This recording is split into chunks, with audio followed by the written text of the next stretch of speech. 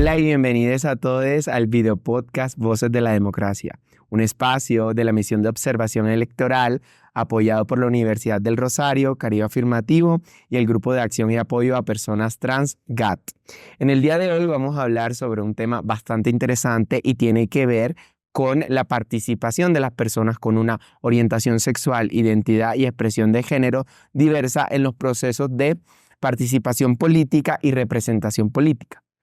¿Quién mejor que nuestros invitados el día de hoy para hablar sobre este tema? Hoy nos acompañan Juan Daniel Oviedo y Valeria Bonilla, ex precandidata al Consejo de Bogotá, y Daniel Oviedo, actual concejal de la ciudad de Bogotá. ¿Cómo están? Muy bien, gracias. Bien, contento. Voces de la Democracia. Gracias a ustedes por aceptar la invitación. Un poco en Colombia, digamos, la participación política de las personas LGBTI es un tema bastante complejo de entender, porque inicialmente pareciese que vamos muy bien, pero cuando ahondamos un poco en el tema, entendemos y vemos que la cuestión no es tan positiva en términos de cifras como parece. Ya desde el 2015, a través de la campaña Voto por la Igualdad, una iniciativa de Caribe Afirmativo y Victory Institute, hemos visto cómo de manera sostenida en el tiempo se ha mantenido un aumento de la participación política de las personas LGBTIQ+.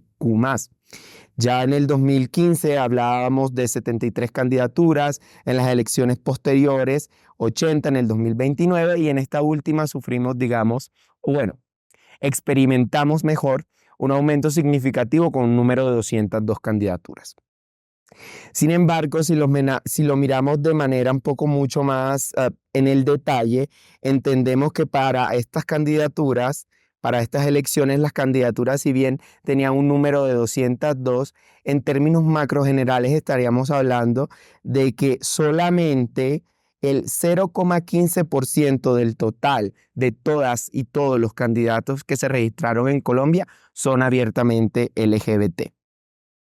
Entonces, digamos, en términos macro, si bien en cifras ha habido un aumento significativo, podemos decir que aún falta mucho por lograr, digamos, esta idea de la representación, que será uno de los temas centrales de nuestro podcast.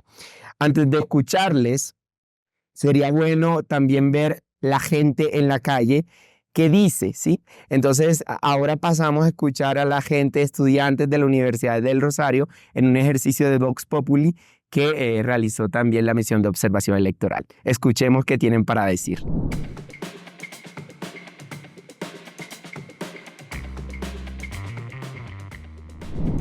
¿Cree usted que es necesaria la participación política de la comunidad LGBTI para garantizar la democracia en Colombia y por qué?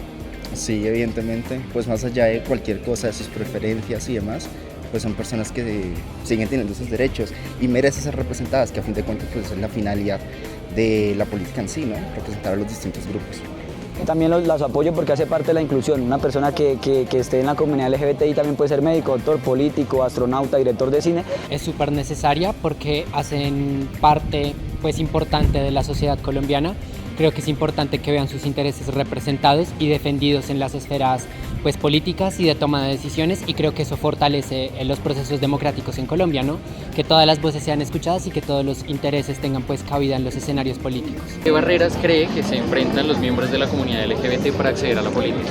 Muchos, yo creo que desde el problema de la estigmatización hasta la concepción que se tiene frente a las personas LGBTI, creo que son esas barreras de la estigmatización, de lo que se piensa, lo que se cree, y aparte de cómo se relaciona eso con su accionar político. Es decir, no puede estar limitado su accionar político a cómo tú te representas, en quién crees, todo lo que representa declararse de la comunidad LGTBI y aplicarlo. Entonces creo que desde la estigmatización eso empieza a limitar su accionar político. Sí, bueno, es complicado porque al momento de proponer ideas en el ámbito político o de pertenecer a cualquier tipo de agrupación, siento que soy de alguna manera discriminado, pero no directamente, sino al momento de simplemente que las personas asumen mi pensar, ¿sí? Las personas asumen que al ser parte de la comunidad pertenezco a un tipo de colectivo animalista o a algún tipo de colectivo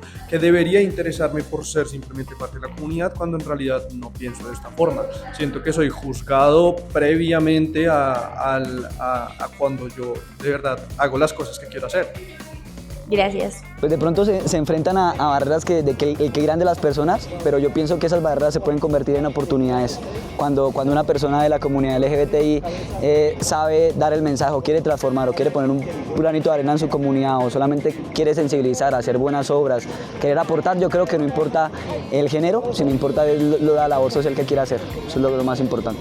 Bueno, creo que deben tener en cuenta y es principalmente como escuchar a la población LGBTIQ+ de Colombia, porque muchas veces se peca por dar por entendido qué necesitan estas personas o esta población sin realmente tener procesos de escucha de cuáles son sus necesidades y cuáles son sus intereses.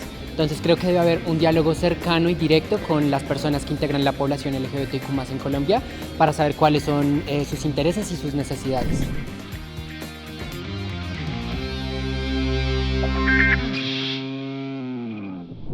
Bueno, ya escuchamos a la gente en las calles. Me gustaría escucharles a ustedes. ¿Qué tienen para decir? Juan Daniel, ¿qué acciones y cambios serían claves para seguir aumentando esta participación de la cual hablábamos y mejorar, digamos, los niveles de representación política de las personas LGBTIQ+? Bueno, gracias Cés, y gracias a la MOVE por la invitación, y qué bueno que estemos celebrando la Semana de la Democracia. Yo creo que tú mencionabas unas cifras muy importantes de la participación, pero también tenemos unas cifras sobre la disponibilidad de la gente a votar por nosotros, ¿sí? Y en esas poblaciones, cuando se mide el enfoque diferencial, tenemos una brecha muy grande, ¿sí? Mientras la gente está entre el 96 y el 89% con disponibilidad a votar por una mujer, por un campesino, por una persona negra, por un indígena, por una persona con discapacidad. Casi cuando llegamos a la posibilidad de que una persona vote por una persona con orientación sexual e identidad de género diversa, la brecha es tremenda. Es decir, hoy en día, 23 de cada 100 personas mayores de edad dirían que frente a cualquier idea de nosotros participando en política, por más de que las ideas sean muy buenas, dirían no. Sí, simplemente porque hubiera que hay, no queremos hacer eso. Que las ideas de él son buenas, no importa, no voto por él.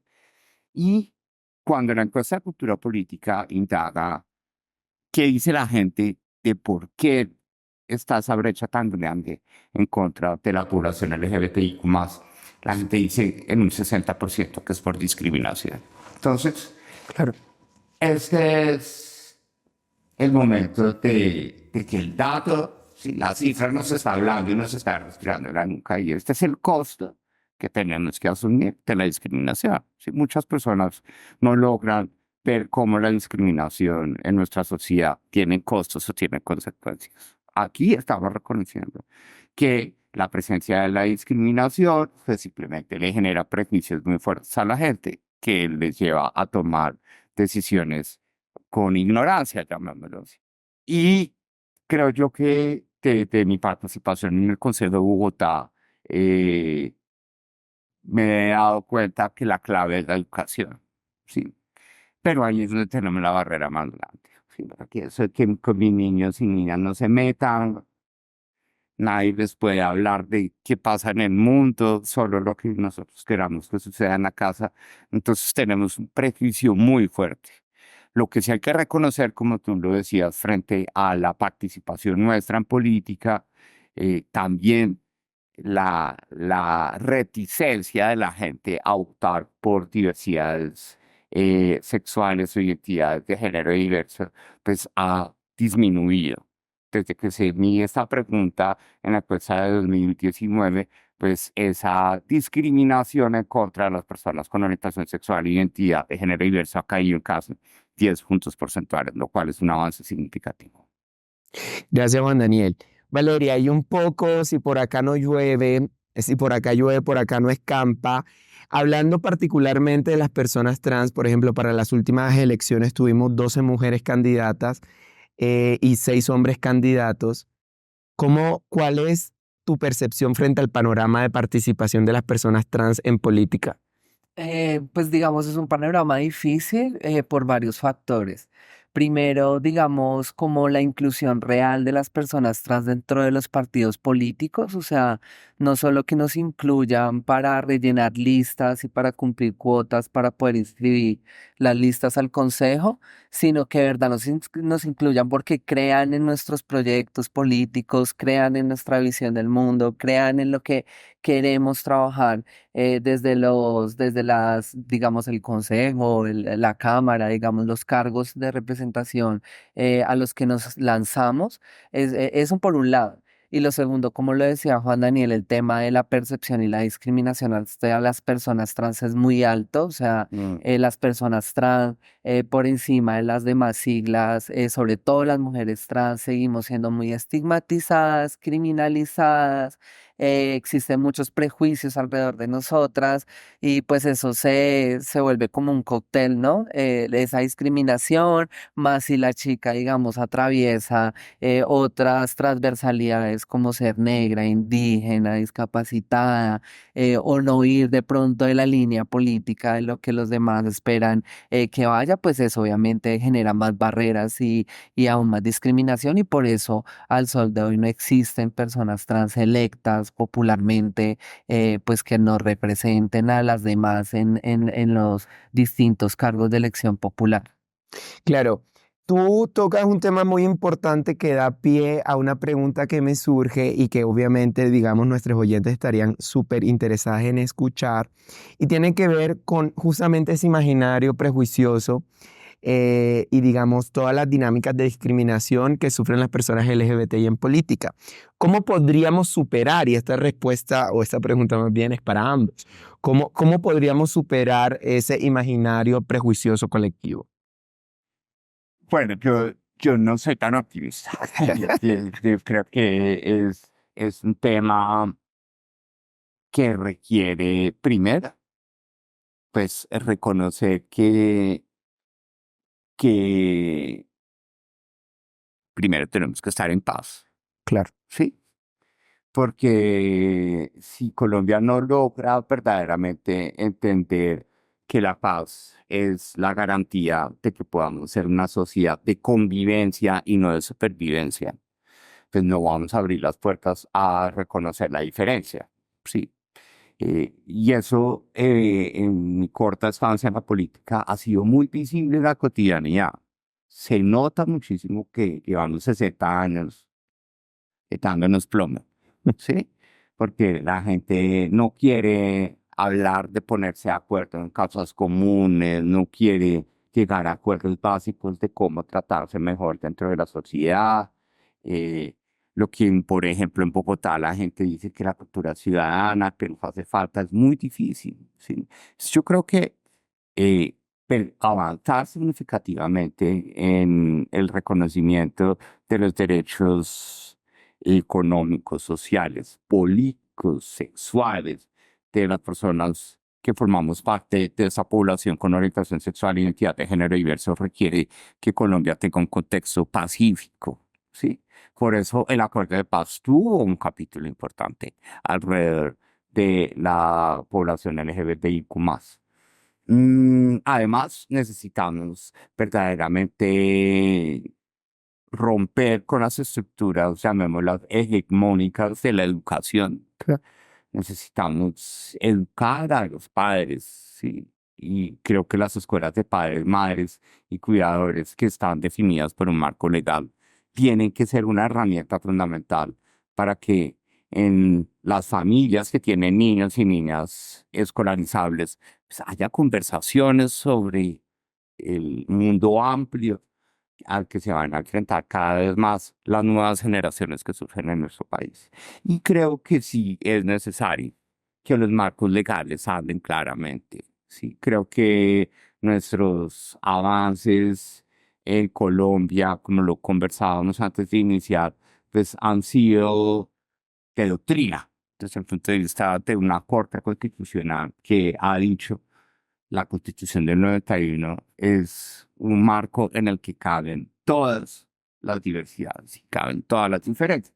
Y la Corte se ha preocupado por eso, pero sí necesitamos que el Congreso hable más claro de la afirmación de esos derechos que ya la doctrina constitucional nos ha brindado. Y de tu lado, ¿cómo lo ves? Bueno, pues yo lo que pienso en ese sentido es que, digamos, se necesitan generar unas estrategias de cambio cultural en la sociedad muy fuertes, como unas estrategias que de verdad lleguen a sensibilizar a la sociedad en general sobre las personas trans, como que por medio de estas sensibilizaciones se cambien estos imaginarios, estos estereotipos, estas representaciones sociales tan negativas que históricamente hemos tenido que cargar las personas trans. Por otro lado está el tema de los partidos políticos, ahí ya entraría a jugar la ley, o sea, cómo la ley empieza a obligar a los partidos políticos a que de verdad nos incluyan, a que de verdad, como lo decía anteriormente, no solo nos incluyan, sino que nos pongan en unos lugares importantes dentro del juego, ¿no? Porque, pues evidentemente nosotras no estamos en igualdad de condiciones frente a las personas cisgénero. En mi caso fui la única candidata trans entre más de 507 candidaturas de personas cisgénero, entonces pues esto habla de esta diferencia tan grande, o sea, es muy difícil competir de esta manera y pues también como históricamente las personas trans no hemos podido romper este techo de cristal, pues también es muy difícil porque no hay representaciones políticas como de personas trans, que como que le muestren a la sociedad que las personas trans sí estamos capacitadas para estar en estos escenarios y para trabajar en estos escenarios. Entonces, hasta que alguna de nosotras o alguno de nosotros nos rompa ese techo de cristal y nos llegue ya a representar y a visibilizar y, ¿sabes? Como a mostrar que como en todo lo hemos hecho, ¿no? Como en todas las carreras, como en todos los espacios nos ha tocado así, como que una rompe y ella abre el camino como para que las demás nos podamos colgar de ahí y eso, o sea, hasta que no sucedan ese tipo de cosas, muchas cosas, pues no va a pasar, o sea, también no soy optimista, digamos, desde mi ejercicio, evidencié la discriminación, evidencié que a las personas trans todavía nos infantilizan, nos minimizan, pues obviamente nuestra voz jamás va a ser tan fuerte como la de una persona cis o una persona blanca, una persona burguesa, ¿sabes? Como hay muchas cosas que nos ponen en otras condiciones, entonces es muy difícil, pero pues en algún momento alguna persona trans lo tendrá que lograr. Eso que dice Vanessa, perdóname, que me la cuchara, me parece Adelante. varios, me parece. Pero entonces en Colombia el ejemplo en política se ve como favor. Claro. Entonces, si no entendemos que el ejemplo tiene un propósito y es mostrarle a toda la sociedad que en política todas y todos cabemos, ¿sí? Y lo confundimos con favor, entonces nos usan de relleno, ¿sí? Sí, pues, pues, ¿para qué pasamos el cheque que somos 10? Entonces, una o dos candidaturas en el tarjetón. Pero eso requiere un poco insisto, en lo que mencionaba Leia, sí, requiere un acuerdo político, que podamos entender que la política debe jugar un rol fundamental a la hora de permitir que el ejemplo sea una forma de romper esos techos de cristal que son de acero, en realidad para nuestra población. Sí, bueno, ustedes mencionaban algo y suena cliché, pero al final es como no seamos pesimistas, yo no lo vería ni siquiera desde esa perspectiva, sino realista frente a las dinámicas que enfrentamos día a día. Y justamente, digamos, desde Voto por la Igualdad, en el ejercicio que hemos llevado a cabo con la MOE y con el GAT, también hemos identificado que desde Caribe Afirmativo, que muchas de las personas LGBTI que son candidatas o precandidatas enfrentan grandes problemas, incluso con su mismo partido político. Digamos, en líneas cortas sería como que sienten que no están siendo acompañadas. En ese sentido, ustedes como candidatos candidatas, ex candidatos, actuales personas LGBTI en cargos de elección popular, un poco entendiendo la dinámica que tuvieron con el relacionamiento con partidos. ¿Cómo ven las dinámicas internas de estas organizaciones políticas? ¿Son incluyentes? ¿Terminan por instrumentalizar? Nuevamente, un poco lo han dicho, pero ¿cómo ven las estructuras internas de los partidos políticos en Colombia frente al ejercicio LGBTIQ+? Esa pregunta me parece chévere porque, nuevamente, el dato de la encuesta de cultura política del DANE, después del 60% de la gente que dice, sí, las personas trans o los gays no logran participar en política por discriminación. El 30% restante es por falta de apoyo de los partidos políticos. Y yo sí creo que la institucionalidad política del país está haciendo agua un poco, ¿sí? El rechazo ciudadano frente a la estructura de los partidos políticos en nuestro país es tremendo, ¿sí? 87.8% de la gente en Colombia no se siente y no quiere tener nada que ver con un partido político. La gente está defraudada. Una oportunidad que puede surgir de este quiebre de la institucionalidad política del país es que le pongamos a la institucionalidad política unos criterios y unos valores, y que sea un consenso que cuando uno entra a la vía política hay unos códigos de conducta y unas normas de convivencia claras, en donde lo primero que hay que decir es no instrumentalizar la diversidad, ¿sí? Porque no se instrumentaliza, ¿sí? Yo no tuve la oportunidad, desafortunada o afortunadamente, de vivir eso porque yo empecé por mi lado, ¿sí? Empecé con un movimiento significativo de ciudadanos, pero los sistemas de la gente son tremendos, ¿sí? Las señoras, como usted, si es usted para hablar de seguridad, ¿cómo vamos a hacer? Sí. Claro. Como, yo le decía, pero sí, pues sí, puedo tener voz de niña, puedo ser marica, sí, pero yo puedo hablar de seguridad y podemos pensar en la seguridad, ¿sí? Entonces, se necesita también que haya una cultura política dentro de la institucionalidad política para saber que esto es un tema importante dentro de nuestra Constitución y ojalá de nuestro marco legal para que se respete en la práctica de la política. Yo creo que eso es lo más importante. Claro, hay la posibilidad de establecer cuotas, se genera un debate súper importante sobre el tema de las cuotas, pero lo que yo sí creo es que Colombia tiene que aprovechar que de una u otra forma en los próximos años vamos a ver una reformulación de la institucionalidad de los partidos políticos, porque todos están haciendo algo, ¿sí? Para que en ese resurgimiento podamos tener unas reglas claras que nos permitan habilitar la participación en política, porque no se trata de empujar a la población LGBTI más, a forzarla a participar en política, no, a que las personas que expresan su interés, como Valeria o como yo, pues tengamos una cancha de juego nivelada para hacer la tarea como los demás. Gracias. Pues mi experiencia con los partidos políticos fue fatal, digamos, yo inicié como mi candidatura con el Polo Democrático. El Polo Democrático todo el tiempo me invisibilizó, no me invitaba a las reuniones de concejales, o sea, yo me enteraba de las reuniones por los demás candidatos, que como que sí se alertaban pues por este tipo de situaciones, y pues en mi experiencia vi que violaron sus propios estatutos, ¿sabes? Esos estatutos de partido hablan de una serie de lineamientos y pues todos los violaron, digamos. Yo siento que los partidos políticos ahorita, los tradicionales, sean de izquierda a derecha, porque pues yo estuve en dos partidos de izquierda y me fue fatal, o sea, no me quiero imaginar cómo son los de derecha. Entonces, en ese sentido, yo siento que dentro de los partidos políticos ellos juegan dependiendo de cómo esté el juego político, y así es que no les importa sacrificar al que sea, no les importa vender al que sea, menos si es una persona trans, o sea, si se venden entre ellos mismos